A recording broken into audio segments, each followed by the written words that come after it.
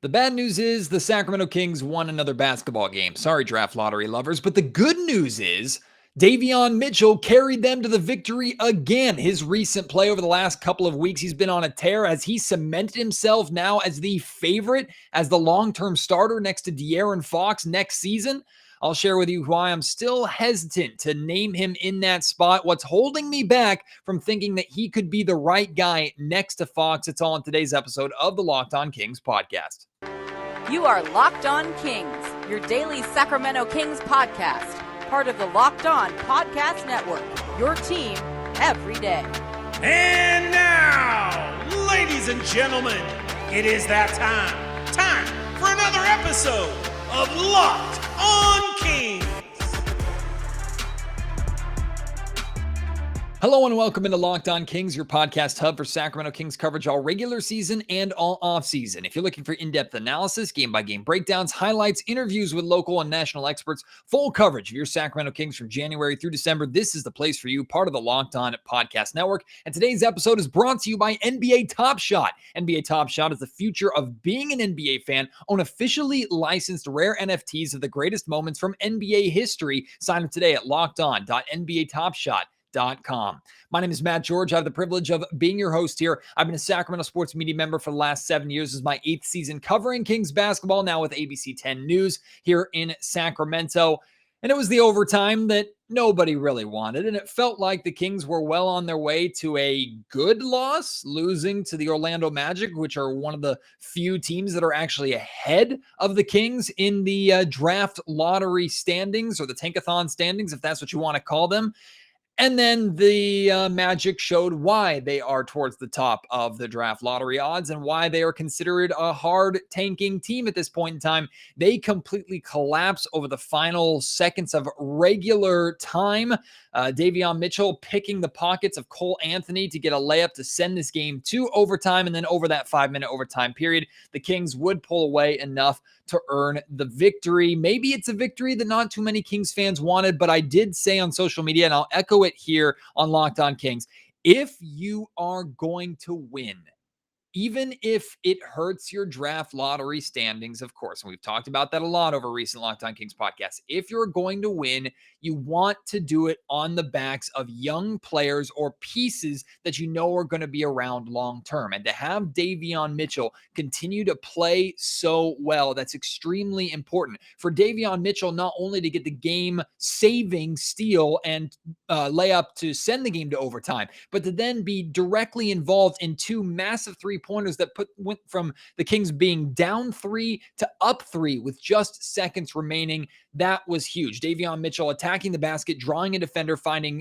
Dante DiVincenzo for a catch and shoot wide open 3 in the corner. Dante hits it. Love to see that too. Dante is another guy that we think is a long-term Sacramento King.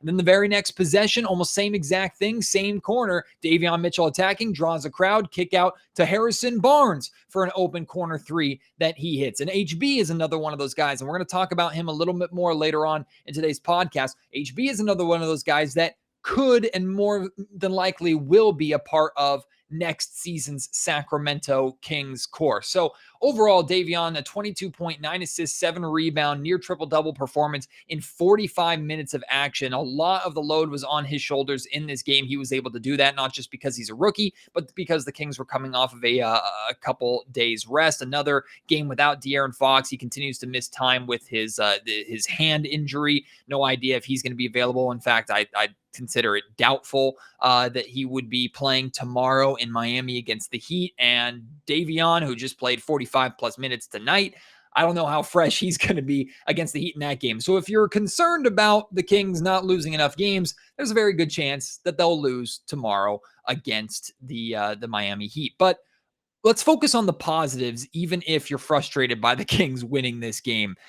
The fact that Davion Mitchell has been playing so well as of late, that he has stepped up again with De'Aaron Fox's absence, and this is not the first time this season that he has done it. Davion Mitchell stepped up in a major way when he was playing alongside Tyrese Halliburton when Fox was out before the trade deadline, and has since picked up right where he's left off. In fact, he's built upon it with not only taking on a lot of the scoring responsibilities that Fox leaves when he's not in the lineup, but now that Tyrese Halliburton isn't here, taking on the distribution and floor general responsibilities as well. And to me, Davion has grown in so many different areas over the course of this rookie season. Defensively, he's been pretty solid, pretty consistent throughout. And you could see there were a couple of possessions, especially towards the end. Cole Anthony tried to take Davion Mitchell one-on-one towards the end. And you could hear Davion Mitchell over the television on the microphone. You could hear him yelling, "Hell nah," every time Cole would miss a shot, just a completely smothered shot. Cole Anthony's going to have nightmares of Davion Mitchell, I think, tonight,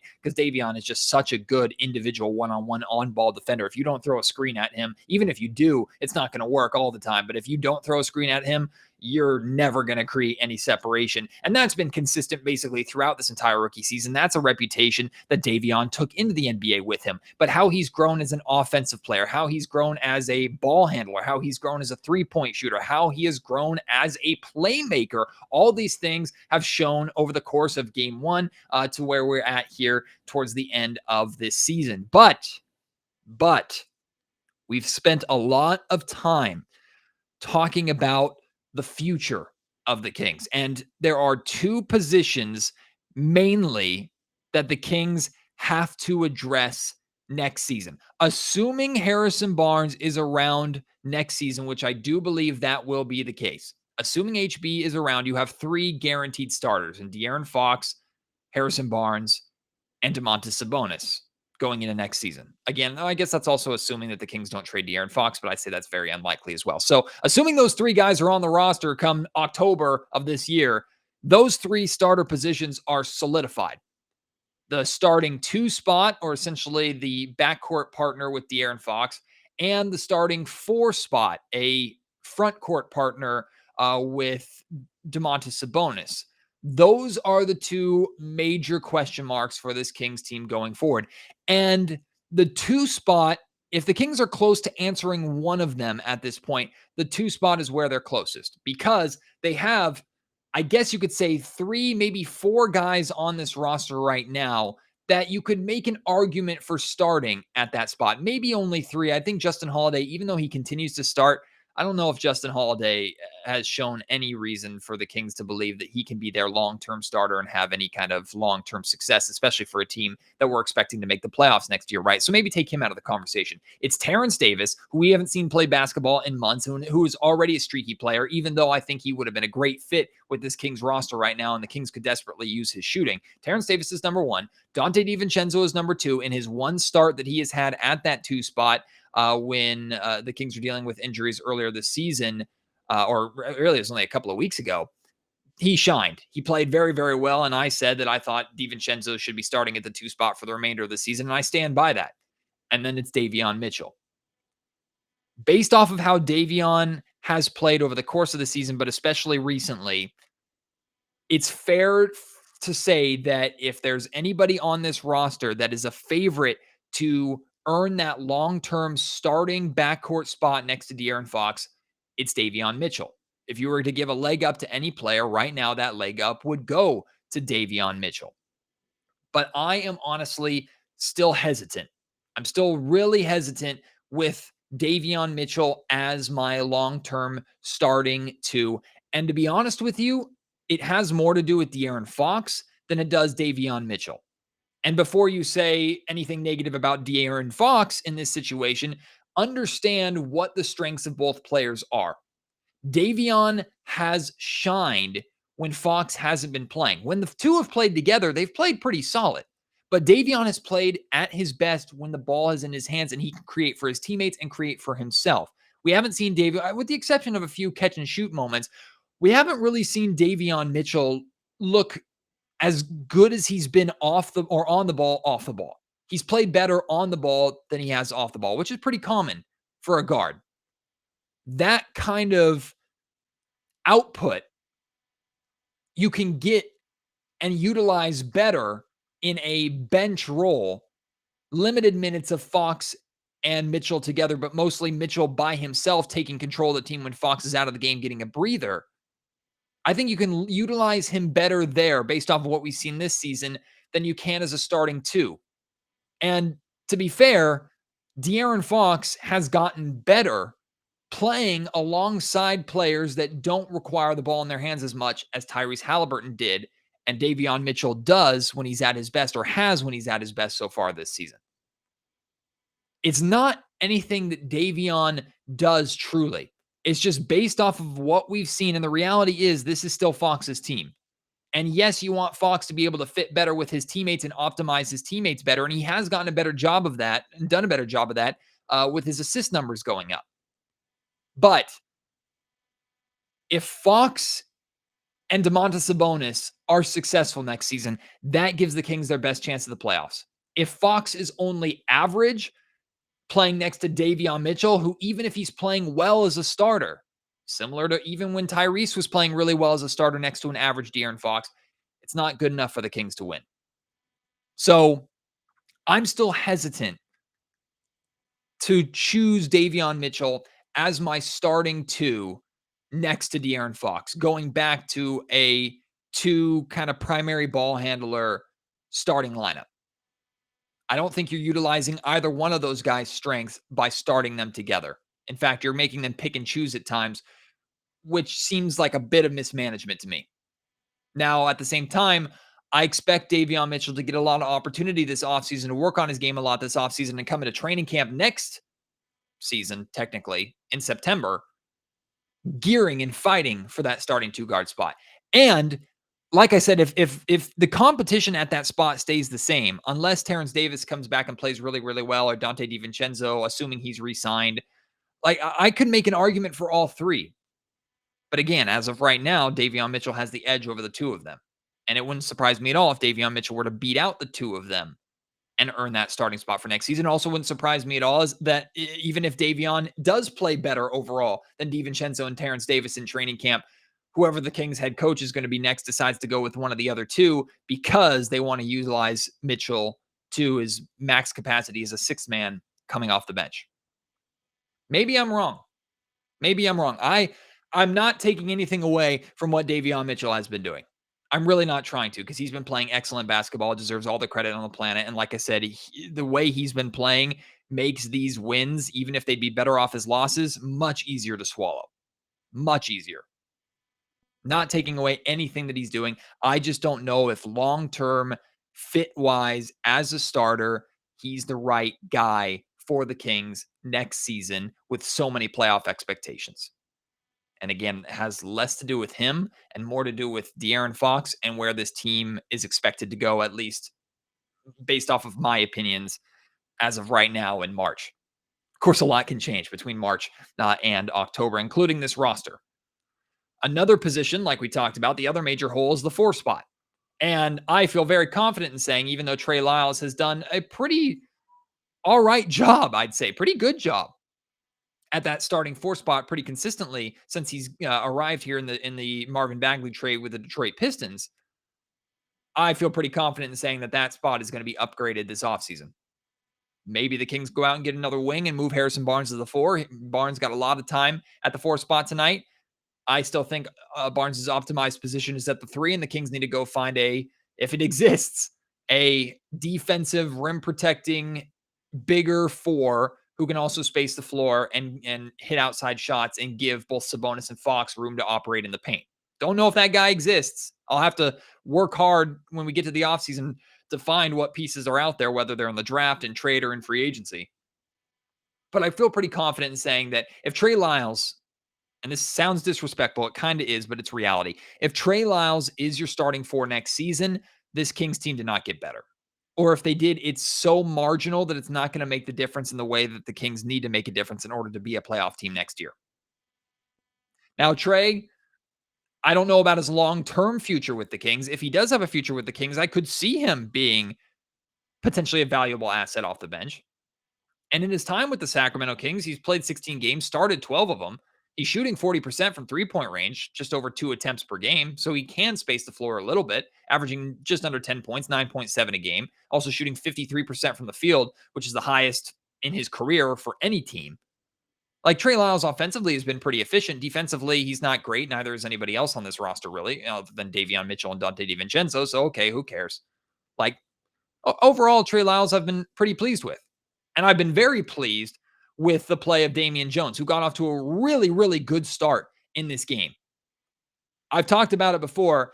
Davion Jones is not going to be your answer as a big minutes, big man on a playoff team. He's not. Like, let's just be real here. He's not a big minutes guy.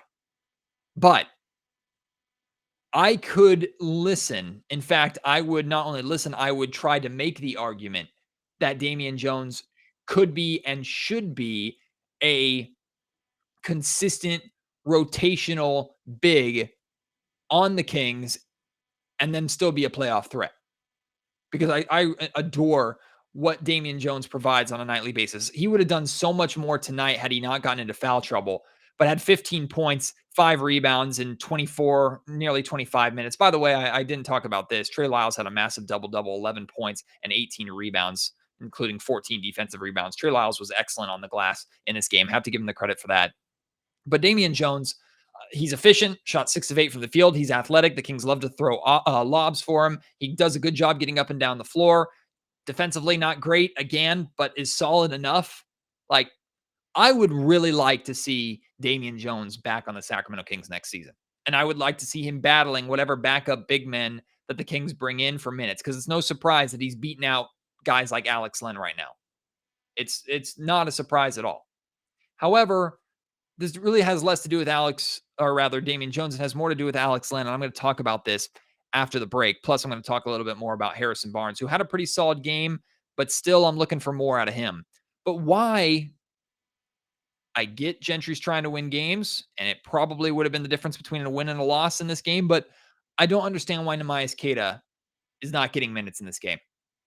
We're going to discuss that after I tell you a little bit about Bet Online, another one of the great sponsors here of the Locked On Kings podcast. After months of playing, college basketball has determined the top teams for the Final Four and will determine this year's national champion this coming week. BetOnline.net is your number one source for all your betting needs and sports info, from all the latest odds, contests, and player props. You name it. Excellent action there right now for the college basketball tournament, and great action nightly for the NBA. Why not use that Sacramento Kings knowledge that you have and make yourself some money off of it, or your general NBA or sports knowledge? BetOnline remains the best spot for all your latest sports developments, including podcasts and reviews for all of the leagues this season. And it's not just basketball. BetOnline is your continued source for all your sporting wagering information needs, period, including live betting and even your favorite Vegas casino games. Head to the website today or use your mobile device to learn more about the trends and the action at BetOnline, where the game starts.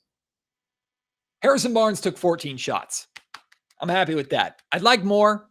I'm happy with that. Harrison Barnes scored 19 points, including the, I guess you could roughly call it the game-winning corner 3. Also had 7 rebounds, 5 assists, a couple of steals. This is not one of those games that I can be too picky about HB. But I'm going to try. Because this is another game where you're without Sabonis, you're without De'Aaron Fox. Harrison is considered the third best player on this team, and the top 2 are out. HB, these are your moments. These are your games to really step up and take over, and you didn't do that. Now, you were one of 7 players to finish with double-figure scoring. This was a very team-balanced win, and with the exception of the 22 points from Davion Mitchell, Harrison Barnes was the highest scorer on the Kings. So again, not the greatest example, not the greatest night to be picky about HB, but it continues to bring up the question that we've talked about in recent podcasts, which is, how much do we trust Harrison as the third option? And again, I'm going to stand by what I said. I don't think trading Harrison Barnes is a good idea this offseason, unless you can package him with a pick to get an absolute no-brainer of a move. I don't know if that no-brainer is like moving up to number 1 overall, which doesn't feel like it's going to happen based off of the teams that are there at the top, unless the lottery goes crazy. Maybe it's Harrison Barnes in this year's pick or a future first-round pick to get a even better veteran or young player already with NBA experience. But the reality is, if you're trading Harrison Barnes away, you have to get better at his position.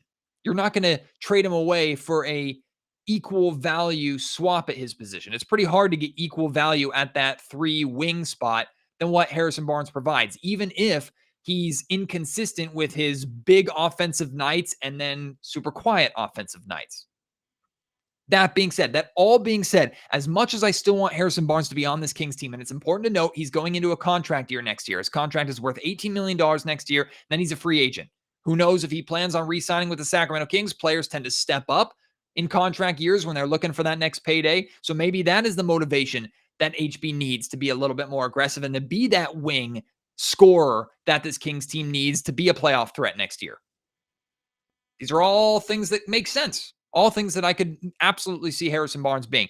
However, I still have very legitimate questions about him being the third best player on the Kings. My point is, as good as HB is, I'd rather, if it makes sense, like a role-playing starter, that's the optimized role for HB.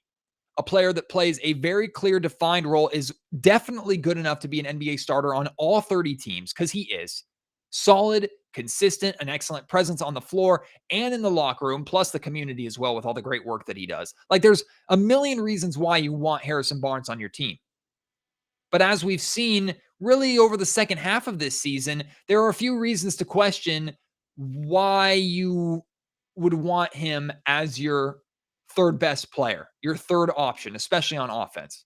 Now, if Harrison Barnes is a fourth option, I think that's icing on the cake. He's like right in the middle for me between that 3 and that 4 because a fourth option is almost not good enough for him. He needs more touches than a fourth option gets, but he doesn't shoot enough. He's not aggressive enough. He's not consistent enough as an offensive threat for me to be a part of a big 3 on offense that can lead a team to the playoffs and beyond. I could be wrong, but that's my gut feeling with HB at this point in time. So, can the Kings find a way this offseason, whether it's through the draft, trades, free agency, what have you? Can they go out and find a 4 or a 2, a starting level player that is more of an offensive piece that slides into that offensive role for the Kings that can become the third best scorer, third best offensive option for this Kings team? Because as great as Davion Mitchell is playing right now, and even if he's providing that kind of scoring off the bench or as a starter, I don't think Davion's that guy either. I really don't think if Davion Mitchell or Harrison Barnes are your third best scoring options, they are capable of being that, but not consistently enough for me to feel comfortable with it. Are you there with me? Or am I wrong? At Matt George Sack on Twitter. Let me know. Email me, mattgeorgesports@gmail.com. Get loose in the YouTube comment section down below as well. Let's talk about this because I could be underselling HB, especially after an efficient game like he had. He shot a little under 50%. Still scored 19 points. Did a bunch of stuff around the stat column that you love to see. Got to the free throw line 6 times, knocked down 5 of them. Like, it was an efficient game for HB. But unless he's going to have this kind of efficient performance of 19 points and 7 rebounds and 5 assists on a nightly basis, I don't know how comfortable I feel about him being my third best scorer, my third scoring option. I also have a question for associate head coach Alvin Gentry, who I'm not only very confident, I'm basically ready to say that it's a foregone conclusion that Gentry is not going to be the Kings head coach next season. I feel very, very comfortable saying that. As much as I like Gentry as well, respected as he is, like the Kings and Monty McNair, they're going to go in their own direction, and that's the right move to make.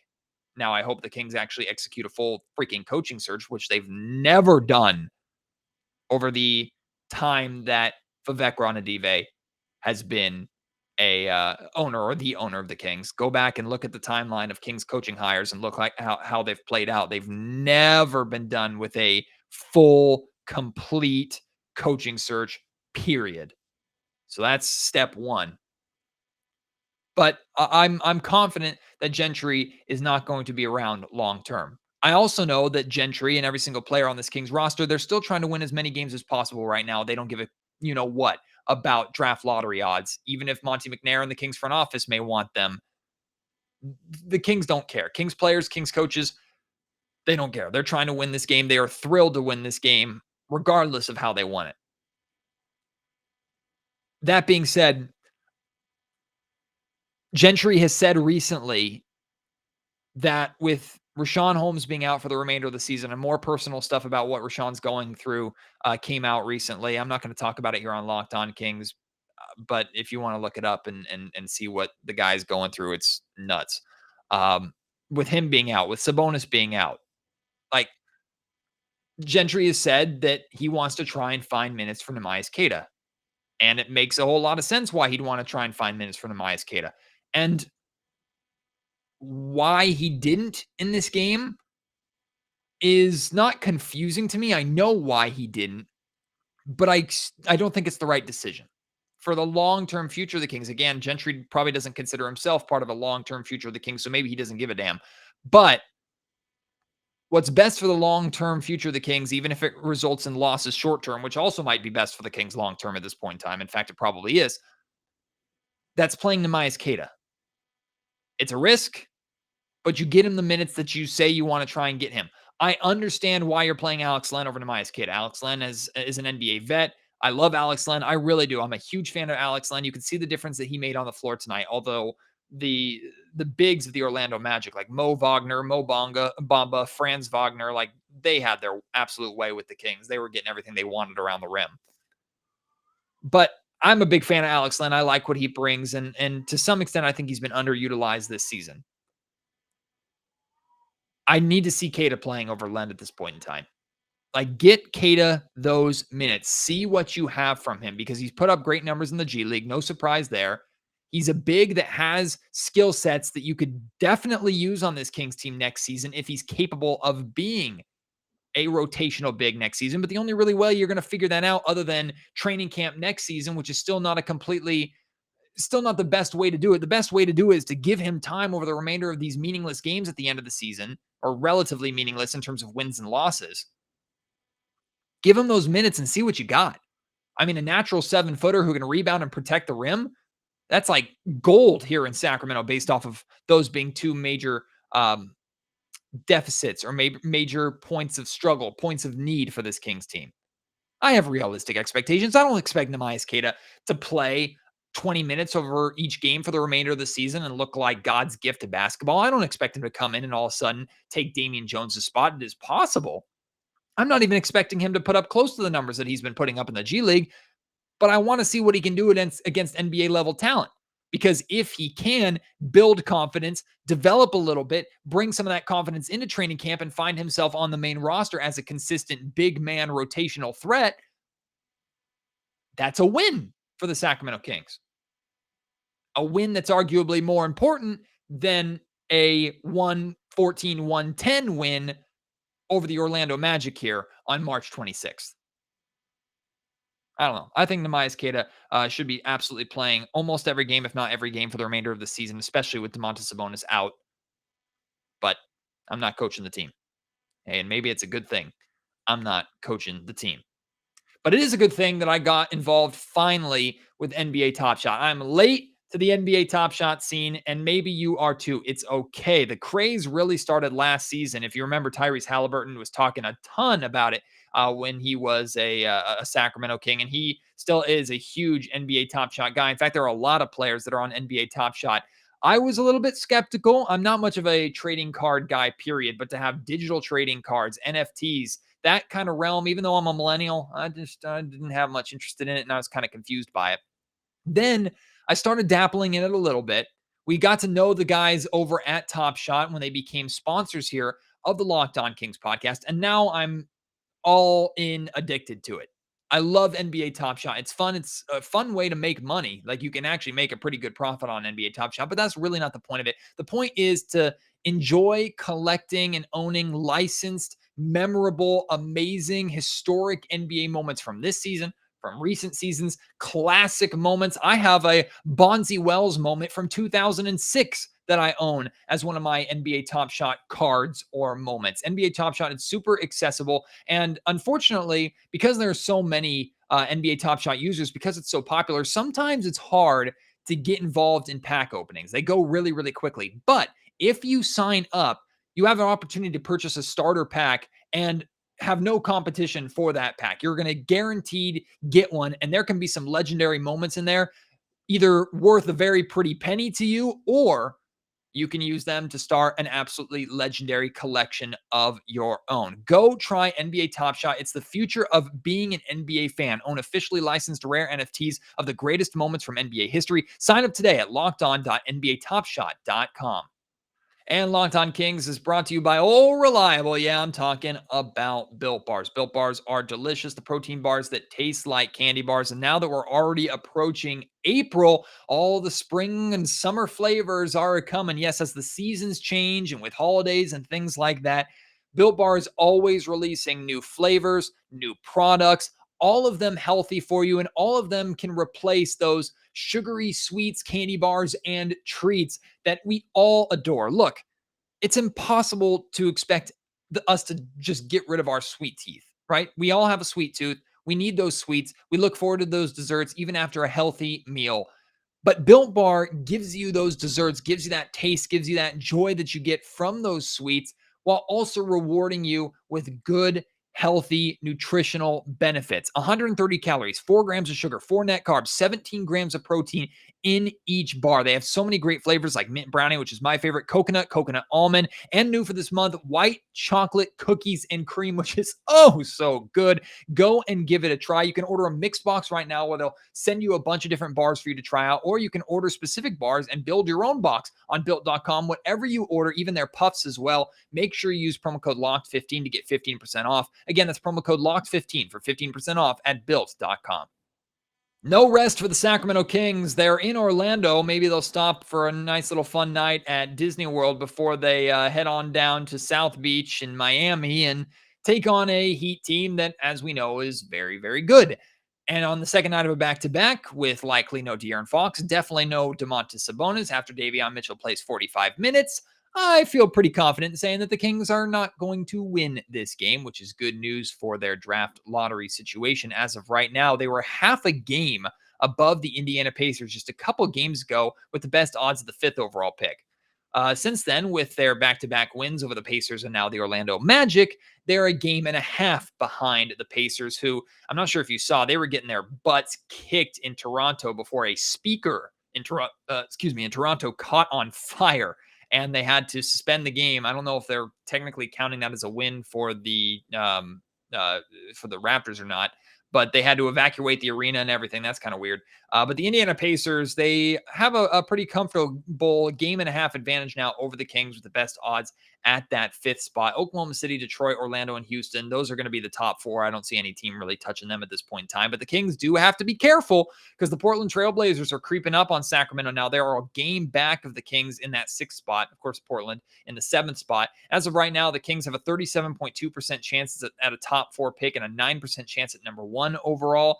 If they were to drop one more spot and Portland were to take it from them, it would drop down to a 32% chance in the top 4 and a 7.5% chance at number 1 overall. So all you draft lottery lovers out there, you know how costly these wins are. And with back-to-back games against the Houston Rockets, who are currently the number 1 team in the draft lottery standings, of course, teams 1, 2, and 3, they all get the best odds at number 1 overall at 14%. So not that it makes that big of a difference, but it's the worst team in the NBA, and the Kings have a very good chance at winning both of those games. So maybe losing against the Miami Heat tomorrow is an absolute necessity at this point in time. So we'll have to wait and see what happens with the Kings, regardless of what happens in that game against the Heat. We, of course, will talk about it here on Locked On Kings. Thank you for another great week here on the Locked On Kings podcast. I appreciate your support as always. Can't wait to have you join me on the next episode. Until then, my name is Matt George. You have been listening to Locked On Kings, part of the Locked On Podcast Network.